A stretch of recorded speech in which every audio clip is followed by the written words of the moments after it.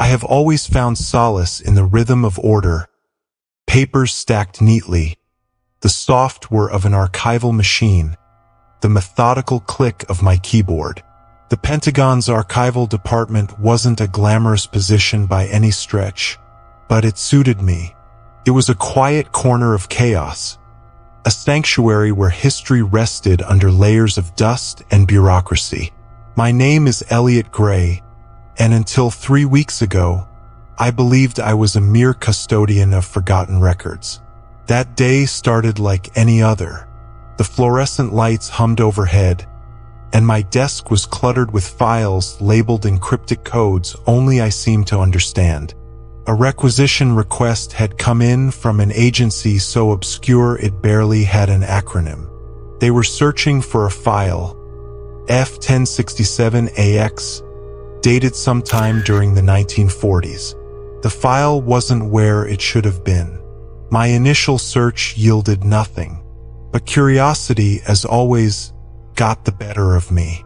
The archives are vast corridors that stretch into a labyrinth of steel shelves, a mausoleum for the classified. It was in one of the older sections, an area few visited, that I found it. The box was unremarkable, plain, dusty, with a faded red stripe. Inside was a folder thicker than I expected.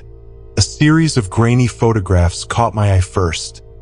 Circular objects hovering above desolate landscapes, fields marked by patterns that defied logic, and military personnel standing rigid under the shadow of something unseen just outside the frame. Beneath the photos were typewritten reports, the ink faded but legible. One line stood out immediately. Subject exhibits advanced technological understanding beyond any known earthly capability. I frowned. The language was clinical, yet the implications were staggering. The dates were tied to moments in history I'd studied, moments pivotal to world events. But these reports painted a picture I had never imagined. Could these encounters, these strange occurrences, have influenced the course of history? It felt absurd even to entertain the thought. But then there were the transcripts. Conversations between unnamed officials and entities referred to only as subjects. There were requests, warnings, and veiled threats.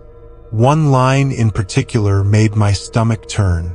To sustain your progress, our involvement is non-negotiable. A sound behind me pulled me from my thoughts. I glanced over my shoulder but saw nothing. My colleagues often joked that the archives had a life of their own, the way old buildings creak and hum, a symphony of their own decay. But this felt different. I told myself it was the gravity of the file, the way it disrupted the mundane rhythm I was so used to. I placed the documents back in the box, careful to note its original position. Returning to my desk, I intended to log the find and notify the requesting department. But something stopped me. The file wasn't listed in our digital system. There was no record of it, no trace it had ever existed. The agency that requested it? I couldn't find any further information. It was as if the file had emerged from the shadows of history itself, defying the bureaucratic machinery I had come to trust. For the first time, I hesitated. The questions swirling in my mind were relentless. Why was this hidden? Why now? And who else knew about it? That night, as I locked up the archives, the faintest glimmer of unease settled over me. I didn't see the dark sedan parked across the street. Not yet.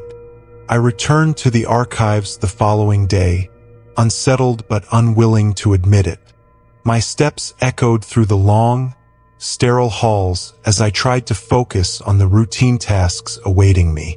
Yet, I couldn't shake the feeling that the file had somehow shifted something. A small crack in the facade of my orderly existence. The box remained where I had left it, innocuous among countless others.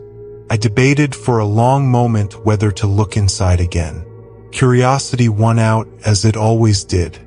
This time, I sifted through the documents more carefully, noting the peculiar details I'd missed in my initial inspection. There was a handwritten memo tucked between the reports, scrawled in jagged cursive. If found, return immediately. Do not read. Do not copy. The starkness of the message sent a chill through me. I glanced toward the security cameras, wondering if my actions were being monitored. The archives were secure, certainly, but I had always assumed the level of scrutiny was more ceremonial than functional. Now, I wasn't so sure. I returned the memo to the box and pushed it aside, pretending to immerse myself in another task. Minutes stretched into hours. The hum of the ventilation system and the faint murmur of distant conversations were my only companions. But as the day wore on, a strange sensation began to build, a prickling awareness of being observed. When I finally stepped outside for some air, the dark sedan was there again, parked just beyond the usual flow of traffic. The windows were tinted, concealing whoever or whatever was inside. I paused, feigning indifference as I adjusted my coat, and then walked in the opposite direction. My apartment was a mere 20-minute walk from the Pentagon, but I took the long way, weaving through side streets and alleys. The car didn't follow, at least not visibly. That evening, I locked my door and drew the curtains, though the act felt performative. I couldn't dispel the sense of being watched, even within the supposed safety of my home. My mind raced as I replayed the events of the past 2 days. Had I done something wrong? Or had the file itself placed me in danger, like some malignant artifact in a forgotten tale? Sleep came fitfully, haunted by fractured images of circular lights and shadowy figures. Each time I woke, the room felt oppressively silent, as though the very air held its breath. The next morning, my phone buzzed with an unfamiliar number. I hesitated before answering. Elliot Gray, a voice asked, clipped and formal. Speaking, I replied cautiously. This is Agent Howard from the Department of Defense. We received your request for additional archival clearance. I'd like to discuss your findings regarding file F1067AX. My heart sank. I hadn't submitted any request. I think there's been a mistake, I said, choosing my words carefully. I don't recall requesting anything beyond my current access level. Pause followed, heavy and deliberate. Then I would advise you to refrain from handling materials outside your purview. For your own safety, the line went dead. I set the phone down with trembling hands. Whoever Agent Howard was, he knew about the file, and he knew I had seen it. My mind scrambled to make sense of the warning, but it only deepened my paranoia. As the day wore on, my apartment began to feel less like a sanctuary and more like a trap. Small details took on sinister significance. The slight misalignment of a picture frame, the faint scent of cigarette smoke that hadn't been there before. By nightfall, I was convinced someone had been here. The next day, I resolved to act as though nothing had changed. Routine, I told myself, was a kind of shield. If I appeared unaffected, perhaps I could convince myself it was true. The walk to the archives was uneventful, though I noticed the sedan again, parked a block away this time. Its presence had become a silent companion, a shadow tethered to my movements. I dared not acknowledge it, keeping my gaze fixed ahead. Inside the archives, the air seemed heavier, the fluorescent lights casting harsher shadows than usual. My colleagues moved through their tasks with the same detached precision as always, but I felt as though I were on a stage, each of my actions scrutinized by an invisible audience. I avoided the box at first, focusing instead on routine filings and cataloging. Yet, The pull of curiosity remained relentless. By mid-afternoon, I found myself back in the far corner of the archives, standing before the shelf where the box resided. When I opened it again, something was different. A photograph I hadn't noticed before lay on top of the documents. A candid shot of a group of men in military uniforms, their expressions unreadable. Behind them loomed an object half shrouded in fog or smoke, its shape too symmetrical to be natural. The back of the photo bore a single handwritten note. They agreed. I stared at the words until they blurred. What had they agreed to? And who were they? The sound of footsteps snapped me back to the present. I hurriedly replaced the photo and closed the box, feigning focus on a nearby stack of folders. A man I didn't recognize entered the aisle, his presence sharp and deliberate. He was tall, dressed in a plain suit that bore no insignia or badge. "Elliot Gray?" he asked, though his tone made it clear he already knew the answer. "Yes," I replied, forcing my voice to remain steady. "Agent Howard," he said, extending a hand. His grip was firm, his expression unreadable. "I'd like a word with you." I gestured toward a nearby table, but he shook his head. "Not here. Outside." The suggestion felt less like a request and more like a command. I followed him out of the archives and into a secluded courtyard where the din of the Pentagon's daily bustle seemed distant. Agent Howard wasted no time. "You've accessed material that falls outside your clearance level. Do you understand the gravity of this situation?" "I don't think I've done anything wrong," I said, my voice wavering despite my attempt at confidence. "The file was requested. I was just following protocol." He studied me for a long moment, his gaze unflinching. "Some things are best left untouched. This file, it's not your concern." "I don't understand," I began, but he cut me off. "You don't need to. Consider this a professional courtesy." He leaned in slightly, his voice dropping to a near growl. "Drop it. Forget the file exists. If you don't, someone will ensure you do." With that, he turned and walked away, leaving me rooted to the spot. When I returned to my desk, the box was gone. The box's absence should have been a relief. Instead, it left an ache, a feeling of incompletion that gnawed at me throughout the day. I replayed Agent Howard's words endlessly, his vague threats and the quiet menace they carried. "Someone will ensure you do." The ambiguity of the warning felt more oppressive than any outright accusation. That evening, I left the Pentagon under the heavy sky of approaching rain. The dark sedan was there again, parked at the edge of the lot. This time, a faint glow from its interior suggested movement. Someone adjusting a device or perhaps watching me. My every step felt monitored, cataloged. I decided to test the limits of my surveillance. Instead of heading directly home, I took an unexpected turn down a side street. The sedan didn't follow, but I couldn't shake the feeling that it wasn't far behind, like a hunter confident in its prey's eventual exhaustion. The rain began as a drizzle, then grew into a persistent downpour.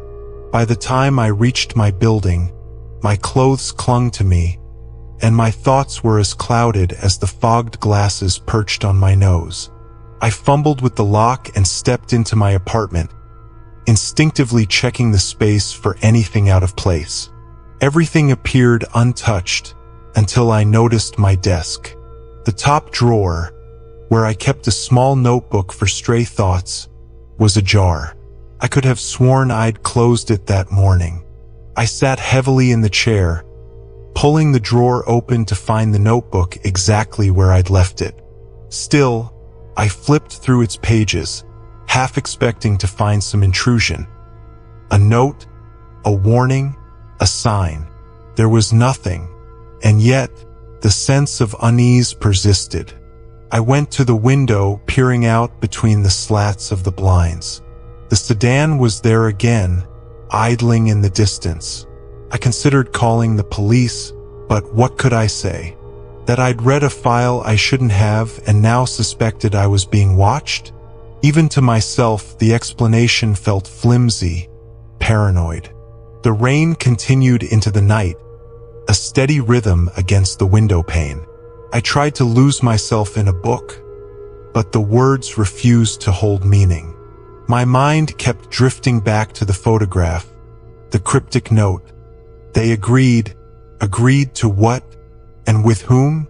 I went to bed early, though I didn't expect to sleep. The apartment was oppressively silent, save for the occasional groan of the old pipes. Each sound felt amplified, carrying with it the possibility of intrusion. I lay there, staring at the ceiling, until exhaustion finally claimed me. Sometime after midnight, I woke with a start. My phone was ringing, its shrill tones slicing through the darkness. I reached for it, barely registering the number on the screen. "Hello!" For a moment there was silence. Then a voice, distorted and mechanical, said, "You're in over your head, Mr. Gray." The line went dead before I could respond. I stared at the phone, the faint hum of the disconnected call lingering in my ear. When I finally found the courage to look outside, the sedan was gone. The next morning brought no clarity. The air felt sharp with tension, the sort that clings to you not from cold, but from dread. My apartment felt alien, its familiar corners holding a strange, unwelcome energy. I went about my routine mechanically, as though movement might ward off the unease that had taken root. The coffee was bitter, the toast dry. Everything tasted wrong. Yet, the thought of staying home, alone with my racing thoughts, was intolerable. The walk to the archives was uneventful, but the sight of the building, the towering structure, its walls steeped in layers of concealed history, filled me with unease. As I passed through the security gates, the guards barely acknowledged me, their faces blank as ever. Still, I couldn't shake the idea that their eyes lingered a moment too long. My workspace was untouched, but the absence of the box cast a shadow over everything. Without it, I should have felt a sense of freedom, a return to normalcy. Instead, I felt hollow, as though the box had taken a part of me with it. I sat at my desk, trying to lose myself in the monotony of cataloging. Yet, each entry I processed, names, dates, redacted reports, seemed to echo the same question. What had I stumbled upon? By midday, my concentration was shattered. I found myself wandering the aisles, pretending to search for a misfiled document. In truth, I was listening, straining for any sign of Agent Howard or whoever had taken the box. The archives felt different, the usual hum of fluorescent lights drowned out by an oppressive silence. It was then that I noticed a figure at the far end of the room. They stood motionless, their back turned to me, seemingly engrossed in a file. Something about their posture was unnerving, too still, too deliberate.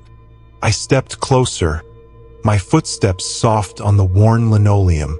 "Excuse me," I called, my voice steady despite the unease coiling in my chest. The figure didn't respond.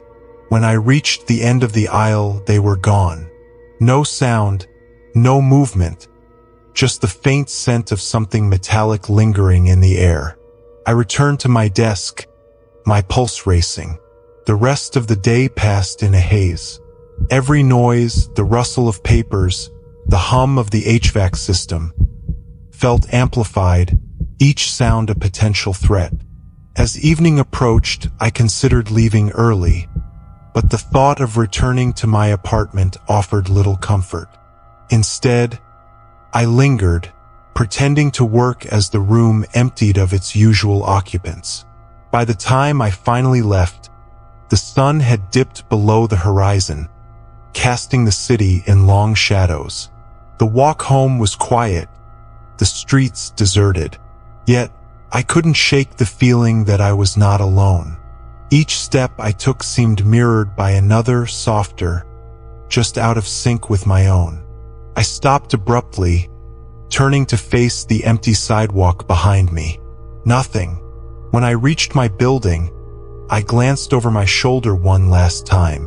The street was still and silent, but I knew better than to trust appearances. That night, sleep eluded me. The voice from the phone call replayed in my mind, its distorted tones twisting into the shadows of my thoughts. Outside, the rain began again, a relentless tapping against the glass. At some point in the early hours, I heard it, the faint creak of a floorboard. My breath caught, my heart pounding in my ears. The sound came again, closer this time. I reached for the lamp on my bedside table, my fingers trembling. As the light flooded the room, the sound stopped. Nothing was out of place. Yet, I knew I was no longer alone. I stared at the photograph for what felt like hours, the edges of the image digging into my fingertips. The dim lighting of my apartment only amplified the unease. There I was, seated at a desk, the room around me resembling the archives. But it wasn't quite right. The papers scattered across the desk weren't familiar, nor were the objects in the background. A clock that didn't exist in the archives, a filing cabinet I'd never seen before, and then there was the shadow. Behind my seated figure, blurred but unmistakable, loomed a second presence. A figure partially obscured, standing just out of focus. The more I stared at it, the more it seemed to move, its outline bending and stretching in ways the grain of the photo couldn't explain. I set the photograph down, my hands trembling. The envelope contained a single sheet of paper folded into quarters. I opened it slowly, half expecting the act to trigger some unseen chain of events. The note was handwritten, the penmanship deliberate but uneven, as if written under duress. The truth isn't hidden, it's ignored. They let you see only what they want you to see. Beneath the text was a location, 214 Wyndham Street, 9 p.m. Come alone.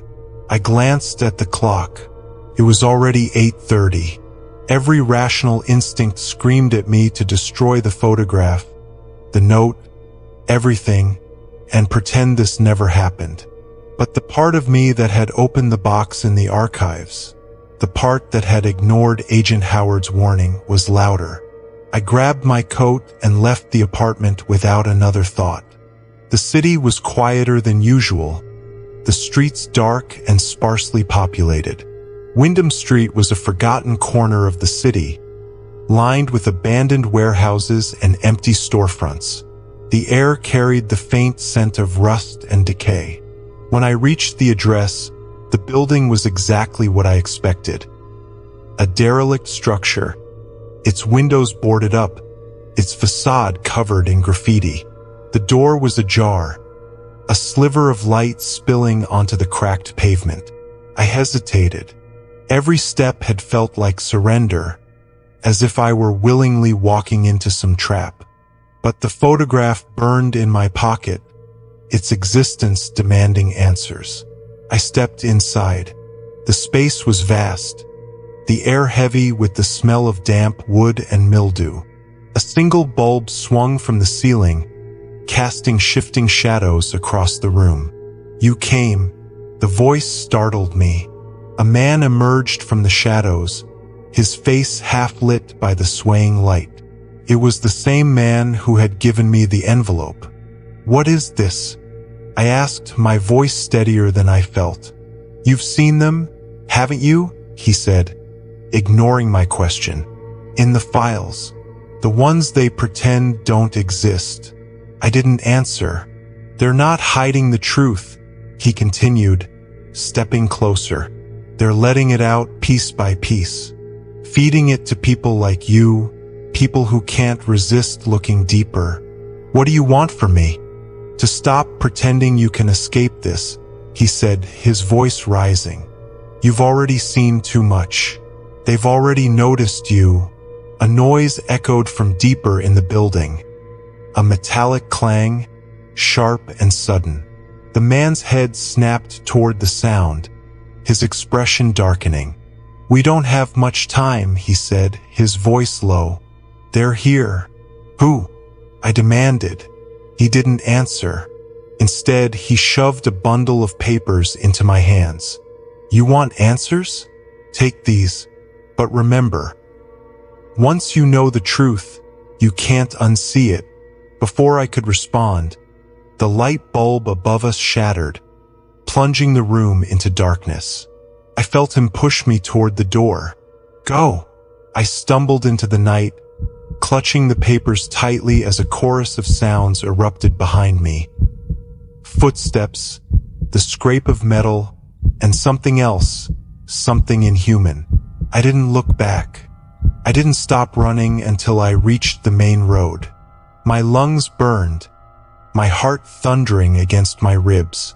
The faint sounds of the city, passing cars, distant conversations, felt oddly comforting after the suffocating silence of that building. The bundle of papers was crumpled in my grip, damp from the sweat of my palms. I ducked into a small cafe that was still open, its warm light spilling onto the pavement. The barista glanced at me but said nothing as I took a seat in the far corner. I spread the papers out on the table, my hands shaking. They were aged, some pages yellowed and torn, others pristine but hastily typed. There were no official seals, no markings to indicate where they'd come from. The first page was a transcript. March 15, 1953. Witness account. Unnamed civilian. Location, New Mexico, USA. Description of incident. The subject describes an object descending from the sky. Silent, cylindrical, emitting a faint blue light.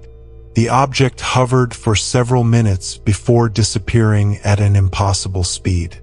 Subsequent investigation revealed no physical evidence. Subject noted unusual behavior in local wildlife post-incident. Absence of birds, cattle agitated. I flipped to the next page. It was a photograph, black and white, grainy, a barren desert landscape. At first, nothing seemed unusual, but as I stared, I noticed a faint blur in the sky, almost imperceptible. The subsequent pages contained more accounts, descriptions of strange lights, unexplained disappearances, and witnesses reporting shifts in their perception of reality. One document caught my attention. Subject's memory altered following exposure to unidentified phenomena. Reports of temporal disorientation, fragmented recollections, and heightened paranoia. Further observation required. I leaned back in my chair, the papers spread before me like pieces of a puzzle I couldn't solve. These were beyond anything I had seen in the archives. They weren't just fragments of the truth. They were the whole unsettling picture. And then I saw it. A name buried in one of the accounts. Howard, agent assigned to containment and retrieval. Operative status. Active. The cafe suddenly felt too small, the walls closing in. I shoved the papers back into the bundle and stuffed them into my bag. My mind raced. Howard wasn't just monitoring the files. He was part of whatever this was. I left the cafe and stepped into the night. The streets were quieter now, the city winding down. My apartment wasn't far, but every shadow, every passing car felt like a threat. When I reached my building, the lights in the hallway flickered as I climbed the stairs. My door looked as I had left it, locked, undisturbed, but the air felt wrong, as though the space had been inhabited in my absence. I entered cautiously, locking the door behind me. My bag hit the table with a thud, the bundle of papers spilling out. I sorted them again, desperate to make sense of the narrative they formed. The stories painted a chilling picture. Visitors shaping events from the shadows, influencing decisions that altered the course of history. The papers hinted at agreements, compromises made between unseen forces and people in power. One account stood out, more recent than the others. April 12, 1997. Meeting documented between unidentified entities and high-ranking officials. Location undisclosed. Purpose: strategic alliance. Subject's health deteriorated shortly after interaction. No further records available. The room seemed to shrink as I read the last line. Strategic alliance. What could that mean? And who had decided it was necessary? A noise interrupted my thoughts. It was faint but unmistakable, coming from the hallway just outside my apartment. Footsteps, slow and deliberate. I froze, my pulse pounding in my ears. The papers were still spread across the table, their damning contents exposed. The footsteps stopped. A soft knock followed, deliberate and measured. I didn't move. "Mr. Gray," a voice called through the door. Calm, patient. It was Howard. The silence that followed his voice was oppressive. My breathing, no matter how shallow, felt deafening in the stillness of the apartment.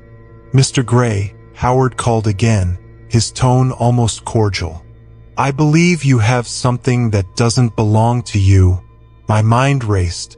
The papers were scattered across the table in plain sight.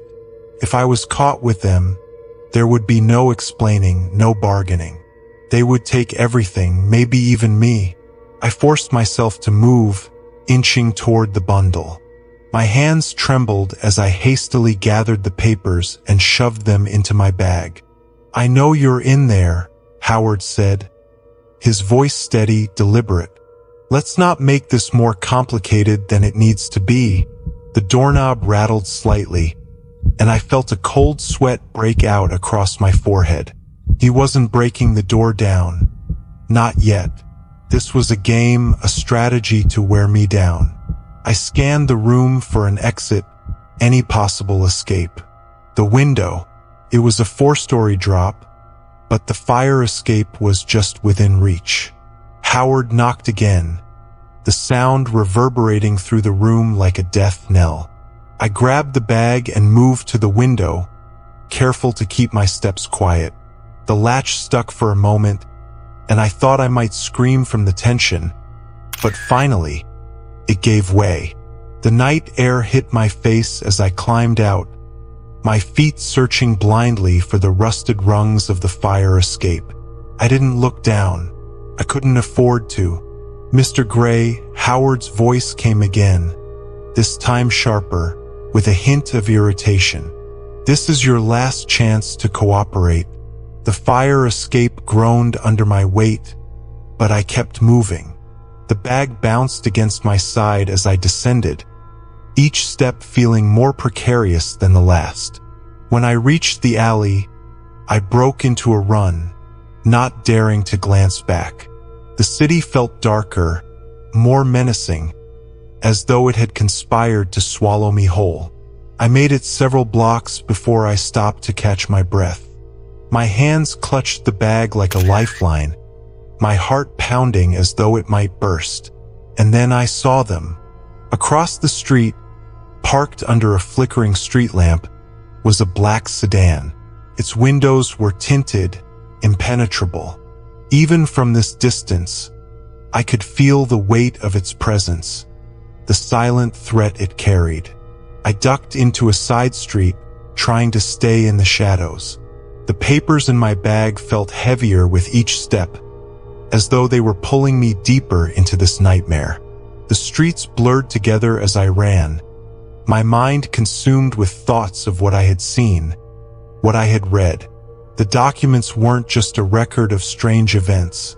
They were evidence of manipulation, a history rewritten by hands that were not human. I found myself at the entrance of a rundown motel, its neon sign buzzing faintly. Without thinking, I stepped inside.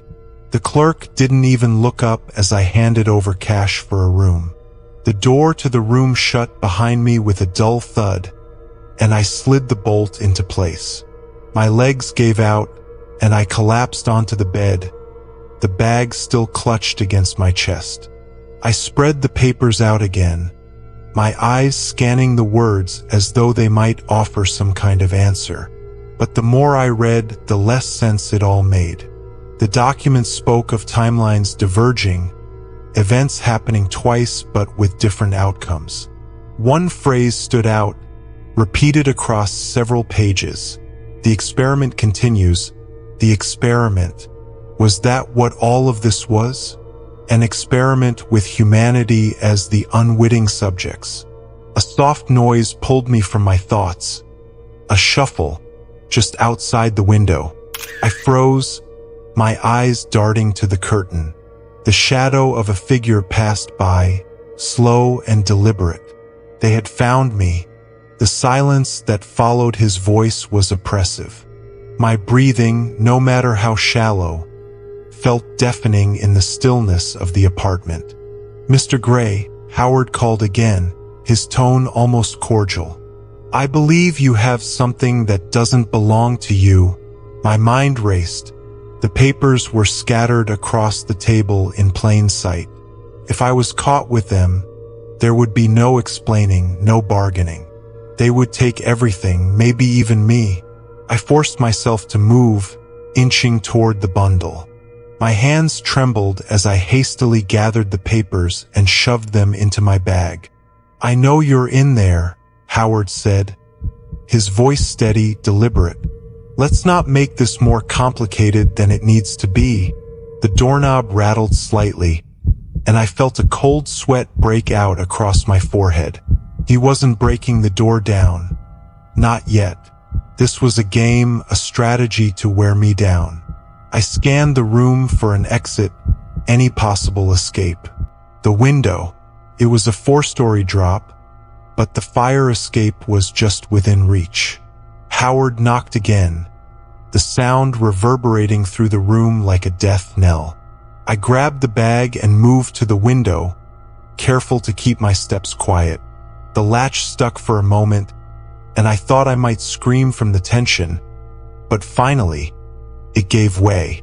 The night air hit my face as I climbed out, my feet searching blindly for the rusted rungs of the fire escape.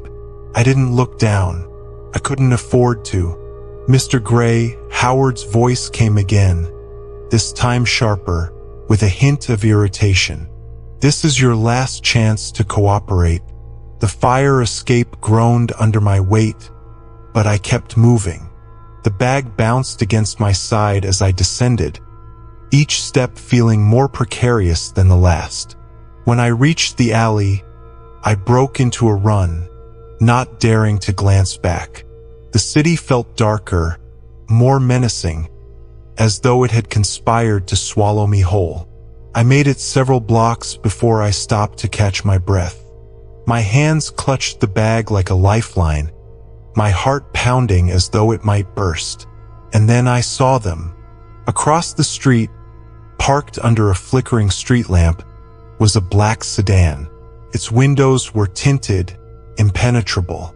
Even from this distance, I could feel the weight of its presence, the silent threat it carried. I ducked into a side street, trying to stay in the shadows. The papers in my bag felt heavier with each step, as though they were pulling me deeper into this nightmare. The streets blurred together as I ran, my mind consumed with thoughts of what I had seen, what I had read. The documents weren't just a record of strange events. They were evidence of manipulation, a history rewritten by hands that were not human. I found myself at the entrance of a rundown motel, its neon sign buzzing faintly. Without thinking, I stepped inside. The clerk didn't even look up as I handed over cash for a room. The door to the room shut behind me with a dull thud, and I slid the bolt into place.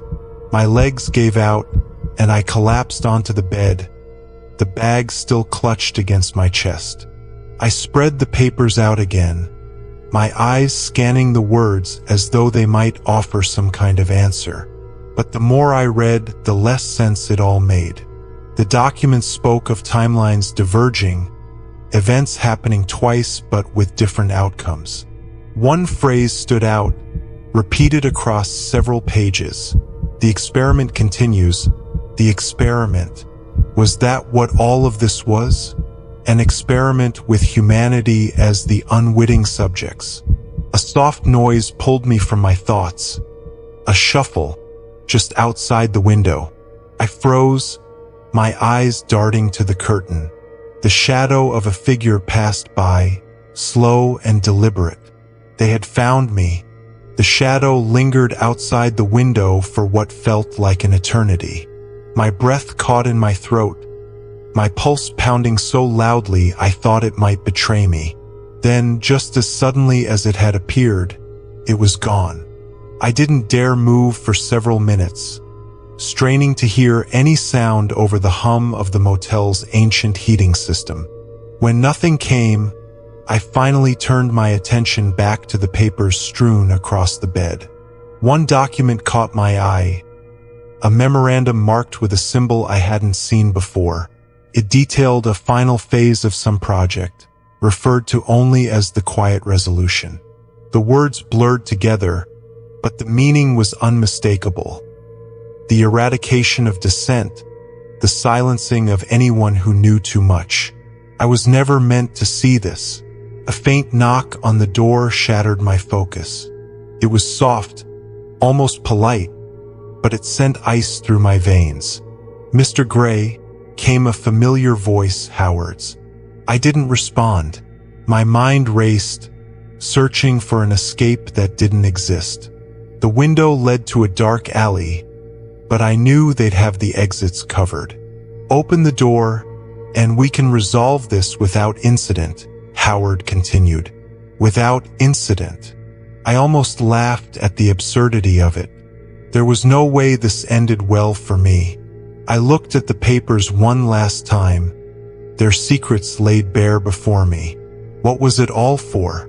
What could I possibly do with the knowledge I now carried? The knocking grew louder, more insistent. The flimsy motel door wouldn't hold for long. And then I saw it.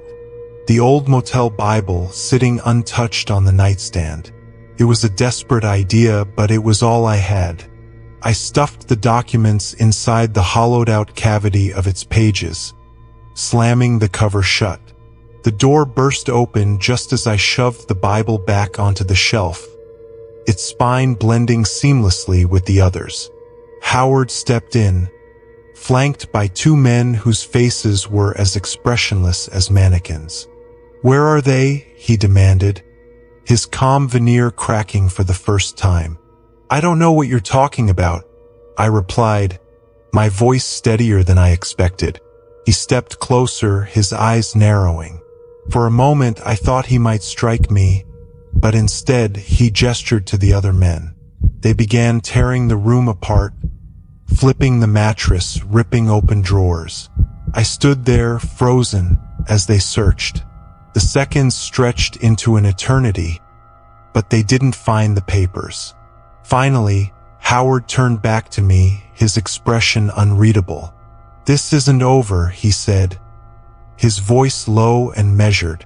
They left as abruptly as they had come, the door hanging askew in their wake. I sank onto the bed, my entire body trembling.